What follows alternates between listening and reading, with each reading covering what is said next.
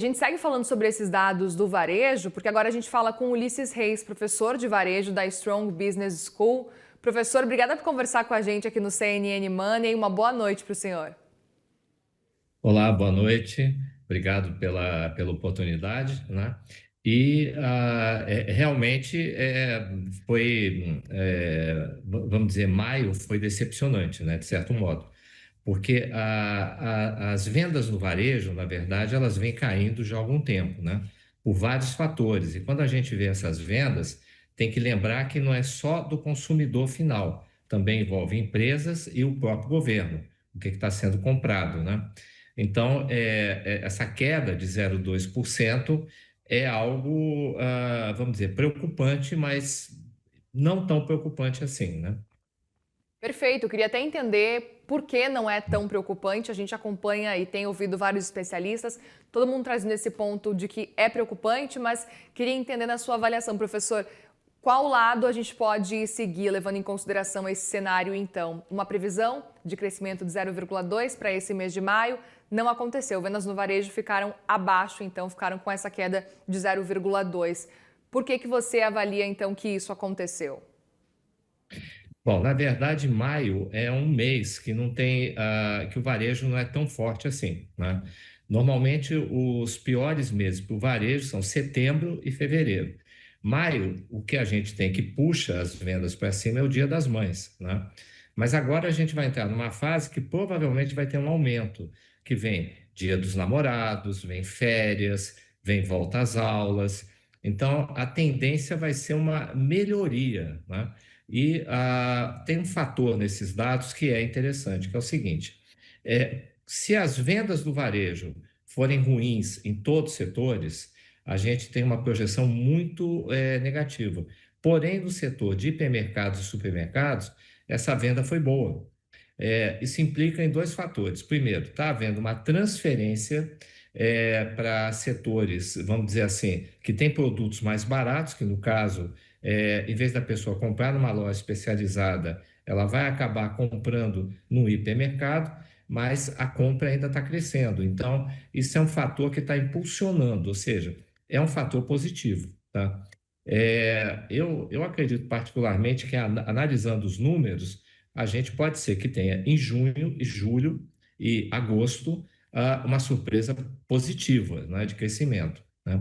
O problema mesmo pode acontecer em setembro, porque setembro já existe uma queda natural, né? E os consumidores em setembro que estão segurando o seu dinheiro só vão passar a consumir com bastante frequência, aumentar as compras, particularmente lá para outubro, quando começa o Dia das Crianças e outros tipos de venda, e novembro, quando a gente tem a Black Friday. Aí vai depender de como vai ser essa Black Friday. Então, acredito que de junho a agosto haja um crescimento. Perfeito. Muita gente começou a interpretar que esse resultado específico que a gente está vendo do mês de maio veio muito por causa de uma desaceleração que a gente está acompanhando com a alta da Selic, que no fim das contas não cai, só sobe, chegando agora a 15%. Na sua avaliação, professor, tem alguma relação já direta essa alta da Selic nessas vendas do varejo com esse recuo especificamente do mês de maio ou não? Sim, tem influência, porque o que acontece é o seguinte: quando a Selic está alta, praticamente inviabiliza, né, vendas a prazo. Por quê? O valor que vai se cobrar em cima das vendas a prazo fica tão alto que o consumidor fica com medo de comprar e, se fizer as contas direito, ele vai buscar compras mais, vamos dizer, de prazo mais curto. Então, o consumidor brasileiro já é um consumidor que está viciado, acostumado há muitas décadas a comprar a prazo.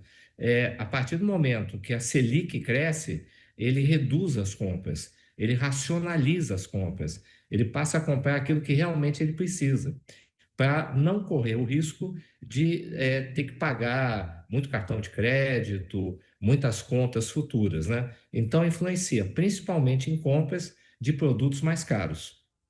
Perfeito, é um ponto interessante. Inclusive, a gente não vai muito longe, né? A gente acompanhou, e vou até citar o nome de uma empresa aqui que teve agora especificamente uma sale. Agora é época de sale, de promoções grandes em diversas marcas, mas a gente viu semana retrasada, eu acredito, uma grande quantidade de pessoas fazendo fila para comprar na promoção da Zara, por exemplo, que é uma loja, enfim, cara de varejo. E apesar ainda assim desse cenário de taxa Selic alta, tinha muita gente comprando, professor. Ainda assim, a gente percebe esse movimento das pessoas fazendo, então, essa fila para fazer compras, enfim, apesar, enfim, de ser promoção, o valor ainda assim é alto. Como é que o senhor explica esse movimento? A gente tem ainda assim um cenário de desigualdade social. Como é que o senhor entende esse cenário? Bom, em primeiro lugar, a Zara é uma empresa que tem produtos, né, premium, ou seja, ela vende vestuário mais caro, né? E de tempos em tempos ela faz grandes promoções, né? E aí ela pega toda uma coleção, vende e lança uma coleção nova. Então, isso já faz parte, vamos dizer assim, da forma como a Zara opera, né? E ela faz isso não só aqui no Brasil, como em outros países também. Então, a Zara não deixa de ser um caso particular. E a Zara é objeto de desejo, né? Muita gente gosta do corte, dos produtos da Zara e cai muito de preço quando ela faz a promoção, né? Agora, acredito que vamos ter promoções, principalmente no mês de julho. Por quê? Passou o Dia dos Namorados, passou vamos dizer assim, terminou o inverno, né? Começam as liquidações de inverno, aí vão ter promoções.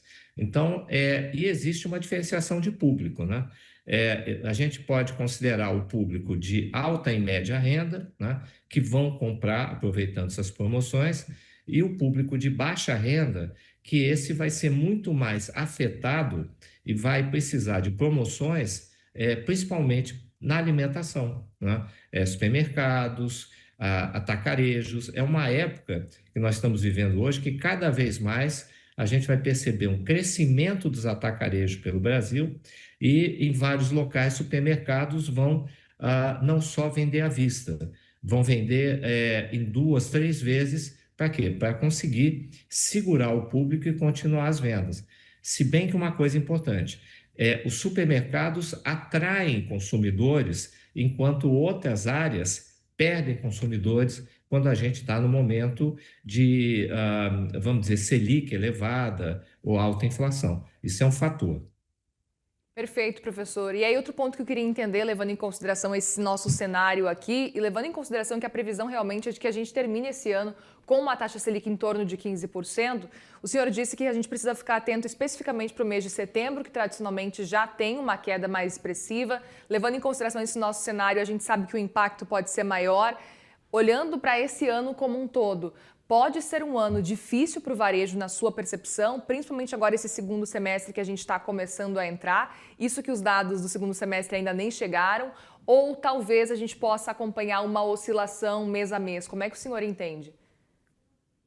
Eu acho que o segundo semestre vai ser desafiador, né?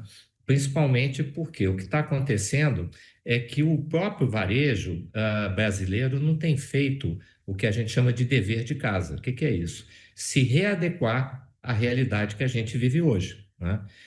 O varejo nada mais é do que o comprador dos compradores. Então, essa adequação, essa nova realidade, envolve fatores de mudança na estrutura do trabalho do varejo. Por exemplo, trabalhar cada vez mais com giro de estoque, ou seja, comprar e vender mais rápido para conseguir se autofinanciar, né? Focar em linhas de produtos, né, que a gente chama, ou então de SKUs, né, que são os artigos específicos, né, que tem mais venda, ou seja, cada vez mais a gente vai ter que centralizar o foco nos nossos clientes, aumentar a velocidade de funcionamento para poder manter o lucro, né? Então, muita coisa vai ter que ser mudada, vai ter que se renegociar, por exemplo, preços de lojas em shopping centers, por exemplo. Tem muita loja fechada em shopping hoje. E trabalhar melhor com processos, por exemplo, de e-commerce, né? E-commerce mais interessantes, né? Ou seja, o varejo, eu acredito que está havendo um fator que acontece de tempos em tempos, ou seja, ele tem que se remodelar, se readequar para a realidade atual. O que nós estamos vivendo hoje de varejo lembra o que aconteceu em 1995. É incrível como as coisas se repetem. A gente está vivendo uma coisa que começou antes do Plano Real, ou seja, a inflação estava crescendo e as empresas tiveram que se readequar. Aí, a partir do Plano Real, a gente passou a vender muito a prazo e se acomodar um pouco. Agora, vamos ter cada vez mais que vender a preços interessantes, fazendo o estoque girar, negociando melhor e racionalizando as linhas de produto. Perfeito, professor. Outro ponto que eu te pergunto também, para que a gente entenda um pouco mais sobre os próximos passos do varejo aqui no nosso país, olhando para esse cenário de um curto prazo também, mas olhando para 2026, eu te pergunto o que esperar agora de 2026, levando em consideração que a previsão é de que a gente tenha uma taxa Selic que comece a cair. Eu sei que é um cenário difícil já projetar o ano agora específico de 2025, ainda mais difícil fazer essa projeção para 2026, mas levando em consideração que estaremos em um ano em que a taxa Selic, se seguir o que realmente especialistas estão falando e projetando, deve começar a cair, isso deve realmente gerar um alívio para os consumidores, para quem está atento a esse tipo de compra? Sim, eu também sou otimista nesse ponto. Eu também acho que a Selic deve cair e o efeito do que vai acontecer positivo, a gente vai sentir a partir da Black Friday, novembro, e as vendas de Natal, né? E as grandes liquidações de janeiro, como é comum, né? A partir daí, eu acho que vai haver um equilíbrio maior e até possibilidade de aumento de vendas, né? E principalmente explorar novos canais de venda, né? Por exemplo, muitas empresas tradicionais passaram a usar a venda porta a porta, passaram a usar até a estratégia omnichannel, que um canal apoia o outro na hora de vender, na hora da distribuição. Eu acho que ainda tem muita gordura para ser cortada e muita eficiência para ser criada. E com uma tendência, vamos dizer assim, de queda da Selic, acho que não só vai haver sobrevivência das empresas, como vai haver crescimento, porque o dever de casa está sendo feito agora, forçado, né? Principalmente forçado, dever de casa de quem? Dos varejistas e dos canais de distribuição. Então, acontecendo isso, a gente vai entrar no ano que vem com uma capacidade maior de gerir e reduzir custos. Havendo uma redução da pressão da Selic, isso vai ser positivo. E tem uma coisa: o consumidor tem que consumir, principalmente na fase novembro, dezembro, janeiro, são fases onde as pessoas consomem por muitas razões, né?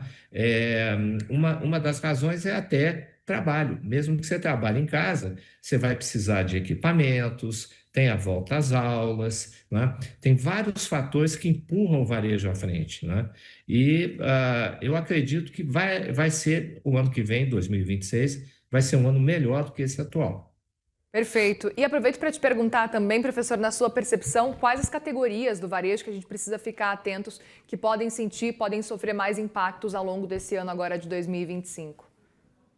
Sim, principalmente categorias de artigos pessoais, né? Principalmente bens de cuidados pessoais, higiene, né? Vamos dizer, maquiagens, coisas que a gente pode considerar como supérfluas, né? Tem até uma coisa interessante que a gente vê em vários países. Quando a economia está mal, as mulheres deixam de pintar cabelo. Isso é impressionante. Quando a economia está bem, elas se maqueiam, se cuidam melhor. Se bem que o mínimo que se compra é o batom, mas dali para frente é uma questão de a economia está bem. Outra situação também que influencia muito é com relação a alimentos, né? Alimentos é uma área onde todo mundo tem que comer, mas vai haver uma migração, provavelmente, do tipo de alimentos. Por exemplo, menos produtos importados, né? Menos alimentos que têm uma marca mais cara. Já está acontecendo, já faz algum tempo, a reduflação, que é a reduflação? É quando você pega um pacote de biscoito e vê que ele está menor.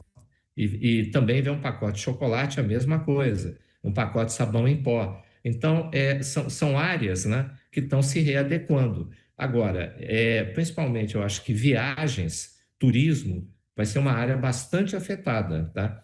Principalmente se for turismo para o exterior, né? Se é um turismo para o Brasil, vai também recair um pouco, né? A área de serviços, né? Muitos serviços que hoje são feitos por terceiros, podem ser feitos pelas próprias pessoas, né? Consertos, reparos, etc. É uma área que também tende a sofrer, né? Vestuário, por incrível que pareça, está respondendo bem. Então é sinal, principalmente por causa do frio, né? A gente não estava esperando um frio desse. E provavelmente a gente não sabe como é que vai ser o verão. Se o verão for quente, também vai ter que vai haver uma boa venda, né? Então, acho que todas as áreas vão sofrer um pouco. Agora, mas tem recuperação. Agora, a área que eu acho que está mais crítica é a área de venda de automóveis, caminhões, e motos, né? Que é uma área que tem muito imposto e a frota nacional ainda está aguentando. O que vai acontecer é que vai haver mais vendas de peças de manutenção para compensar isso. Perfeito, é interessante isso. E ao mesmo tempo a gente pode esperar talvez que seja um momento de, pelo menos que a gente acompanhe, que as pessoas deixem de comprar então veículos, pelo menos nesse ano, enquanto a gente tem uma Selic tão alta, a gente começa a perceber uma movimentação, uma mudança no comportamento do consumidor, professor, na sua percepção diante desse cenário? Sim, certamente está ocorrendo, porque quando a gente teve a pandemia em 2021, né, a opção das montadoras foi justamente vender menos e aumentar o preço para manter a lucratividade. Só que essa fórmula não tem dado muito certo, porque os consumidores estão comprando menos, o preço do carro subiu muito, e dos veículos em geral, né, subiu muito e a frota está ficando, vamos dizer assim, de certo modo, sucateada, né? Mas ainda tem um prazo, a gente ainda vai empurrar isso para frente. Digo tanto em relação a caminhões, motos, carros, né? Então, tem ainda um espaço para isso acontecer. Eu diria que, se não houver uma mudança da política das montadoras, né? E principalmente do custo do carro importado, a gente vai ter um aperto nessa área, tá? O consumidor não vai comprar, por exemplo, um carro de R$ 200 mil. Por quê? R$ 200 mil, se ele for fazer as contas, ele provavelmente vai pegar esse carro e vai investir em alguma coisa, ou vai gastar esse dinheiro, né, com ele mesmo. Está um custo muito alto, está um custo quase de vamos dizer, o preço de um imóvel muito barato, né? E o carro se desgasta e perde valor, ainda precisa de manutenção, seguro, precisa pagar IPVA. Então, o que vai acabar acontecendo, eu acredito, uma redução. Acho que as montadoras ainda vão continuar vendendo para as locadoras, porque existe uma vantagem em termos de impostos, os impostos são bem mais baixos, e a locadora geralmente fica com o carro em torno de 2 anos e tem lucro revendendo o carro. Agora, o consumidor tradicional e as empresas, eu acho que vão reduzir muito as compras. Perfeito. Eu até aproveito para te perguntar, professor, levando em consideração que o senhor é um estudioso desse ramo do varejo, o que a gente pode esperar nesse momento de tendências, de novidades para o setor? A gente tem acompanhado, inclusive, o varejo online crescendo cada vez mais. A gente está acompanhando o varejo físico caindo, mas queria entender se, na sua percepção, ele está morrendo ou não é o caso ainda. Eu diria o seguinte: primeiro, o varejo online, a gente vai ter uma surpresa, né? Que é um varejo online novo. Agora a gente está juntando as redes sociais de uma forma bem integrada com o varejo online, tá? Por exemplo, o TikTok, ele na verdade é uma rede social de varejo online em vários países, né? E outras estão vindo aí também. Então, o varejo não vai se basear apenas, né, na questão da venda pura e simples. O próprio Mercado Livre criou o Mercado Play, que é uma forma de atrair clientes para assistirem de graça streamings ou pagarem muito barato, e entre um break e outro, um comercial e outro do streaming, eles mandam uma mensagem personalizada para quem está vendo. Então, a chance de crescimento desse tipo de vendas, ou desse novo formato, é muito grande e muito boa. No varejo físico, eu acho que a gente vai ter o ressurgimento de coisas, por exemplo, feiras, que já foi muito forte no Brasil, tá? Porque o custo dessas feiras, né, é bem mais barato, mas não digo só aquela feira tradicional de rua, né? Eventos que tenham feiras, sei lá, comemorando os descendentes italianos ou alguma outra coisa, feira hype. Então, acredito muito no crescimento disso. Agora, uma outra questão que também acho que vai crescer muito é o chamado brechó 2.0. O que é isso? É a reutilização de produtos que ainda estão em boas condições, talvez precisem de reparos muito pequenos para serem revendidos para o mercado, tá? Começa por vestuário e vai para outros produtos. Acho que isso vai crescer bastante também. E, mais uma vez, o atacarejo, que cada vez está mostrando mais sua força e sua capacidade, né? Em termos de redução de custo, em termos de preço, em termos de vantagens logísticas, né? Então, esses fatores eu acho que vão crescer bastante. Lojas físicas, né? Além de shoppings, elas vão se multiplicar, principalmente em ruas de comércio, tá? Isso vai acontecer cada vez mais em função do custo. Então, o que está acontecendo é uma readequação de formatos.